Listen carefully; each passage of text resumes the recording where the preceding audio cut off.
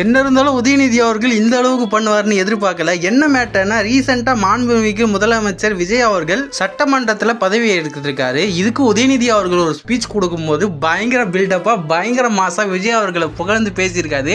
வழக்கமாக பார்த்தீங்கன்னா இந்த மாதிரிலாம் பொதுவாக பேச மாட்டாங்க. ஆனால் விஜய் அவர்களுக்கு இது ஒரு செமையான எலிவேஷன் இருக்குது. பட் கன்ஃபார்மாக அவரோட மைண்ட் வாய்ஸ் ஏன் இப்படி இவ்வளோ பேசுகிறாங்கன்னு அவருக்கே தோணிருக்கும்னு நினைக்கிறேன். ஏன்னா அவரே 2-3 இடத்துல சிரிச்சிட்டாரு.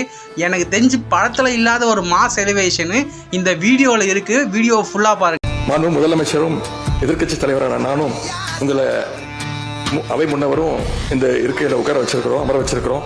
இன்னைக்கு உங்கள் கையை பிடிச்சி அழைச்சிட்டு வந்து உட்கார வச்சிருக்கிறோம். இனி எங்கள் 2 தரப்பையும் நீங்கள் தான் கையை பிடிச்சி அரவணைச்சு கோவம் இல்லாமல் கோவப்படாமல், நீங்கள் கோவப்பட மாட்டீங்கன்னு தெரியும். உங்களை கோவப்படுத்துகிற மாதிரி எந்த செயலையும் நாங்கள் செய்ய மாட்டோம். சட்டமன்ற ஜனநாயகத்தில் ஆளுங்கட்சி காதுகளாகவும் எதிர்க்கட்சி குரலாகவும் இருக்க வேண்டும்.